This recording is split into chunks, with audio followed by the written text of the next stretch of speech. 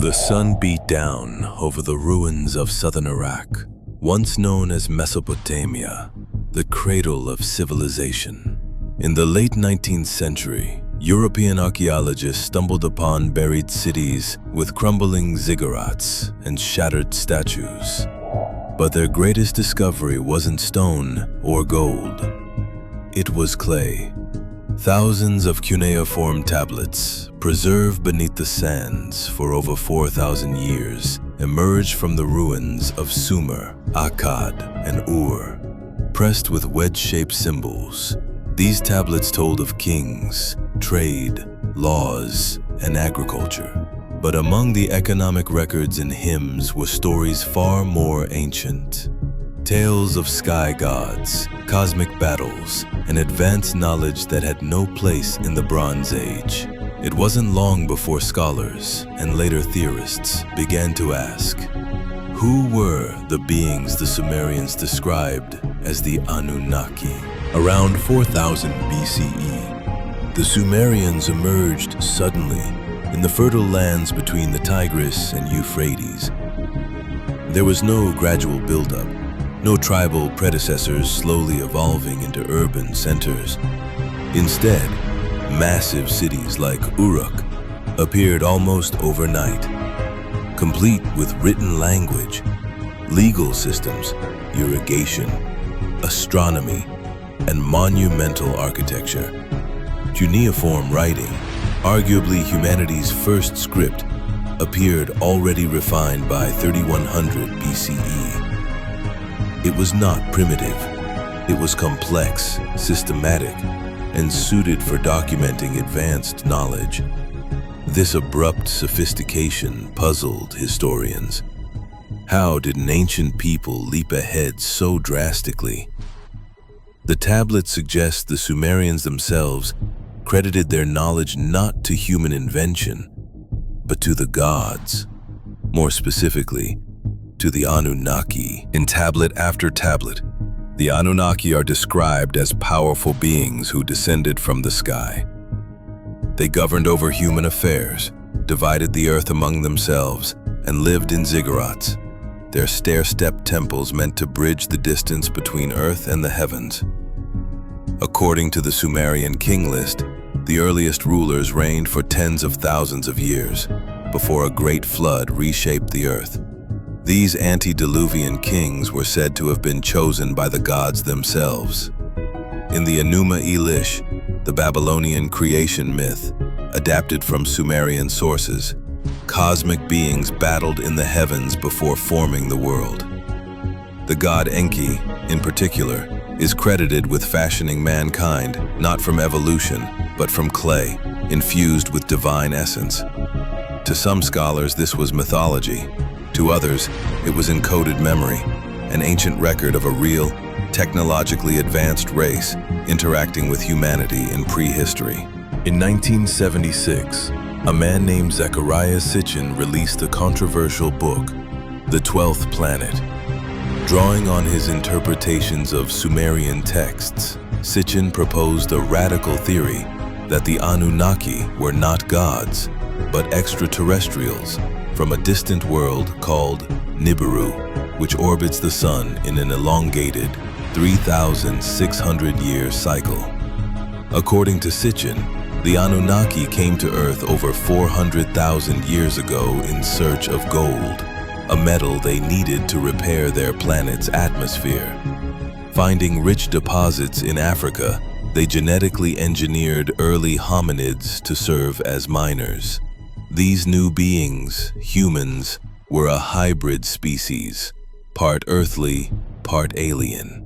Sitchin claimed that the cuneiform tablets preserved this story in metaphorical form. The tales of Enki and Enlil, he argued, were distorted memories of biological experimentation and ancient technology.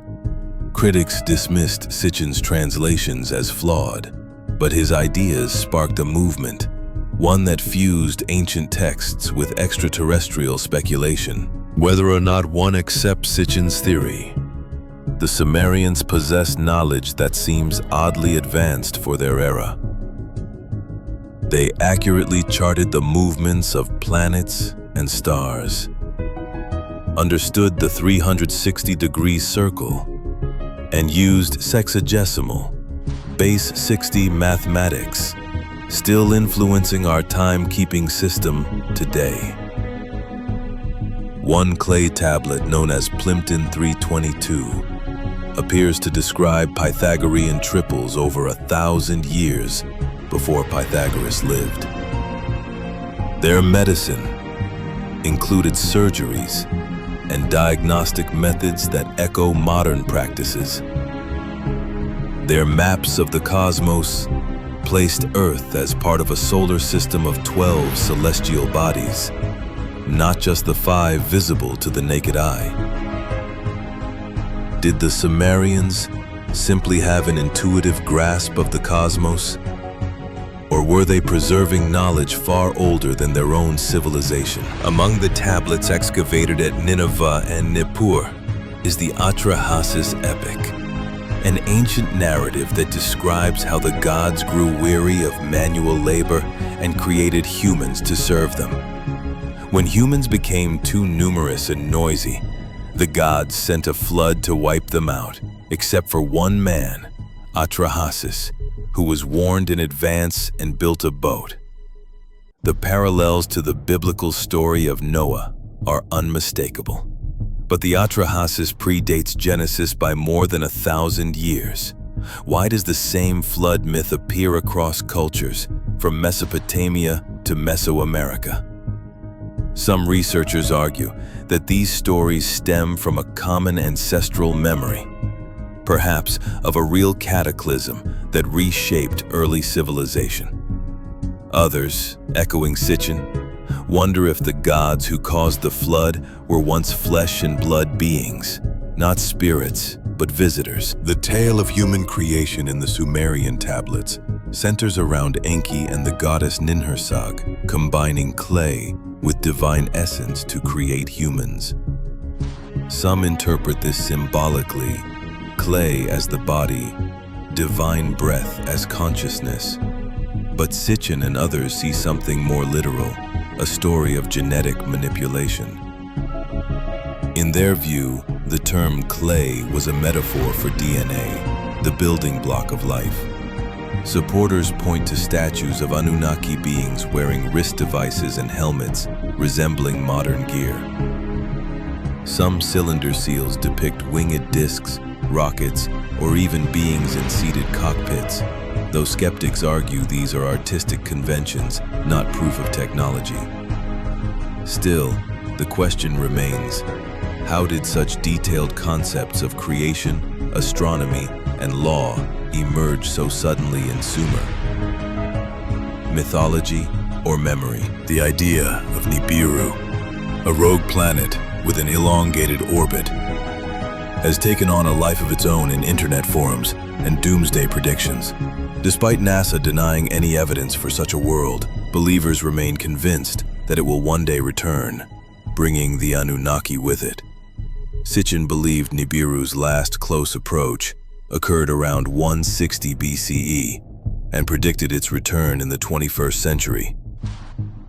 Though his timeline has not been validated, echoes of his ideas have infiltrated popular culture, conspiracy theories, and even sci-fi fiction. Astronomers, for their part, have speculated about a possible Planet 9 beyond Pluto, which might explain gravitational anomalies in the outer solar system. While this planet is not Nibiru, the mere possibility adds fuel to theories long dismissed as fantasy. Cuneiform tablets are not easy to decode. The Sumerian language is a linguistic isolate, unrelated to any known tongue, and meanings often hinge on subtle context. A single symbol may represent different words or concepts depending on its placement. Professional Assyriologists argue that ancient texts should not be treated like modern journalism or literal history. They warn against cherry-picking passages to fit fringe theories. Yet, they also admit that much of Mesopotamian literature remains untranslated. sitting silently in museum basements around the world. Could secrets still lie buried, not in the ground, but in overlooked tablets? As the sun sets over the ancient land of Sumer, the ziggurats cast long shadows across the desert floor. In the dim light, one can almost imagine the priests ascending the stone steps to commune with gods, or perhaps beings from another world. Were the Anunnaki simply myths, created to explain the unknown? Or were they distant visitors who walked among early humans, shaping the course of civilization? The Sumerian tablets offer no definitive answers, only symbols pressed into clay, stories passed down for millennia.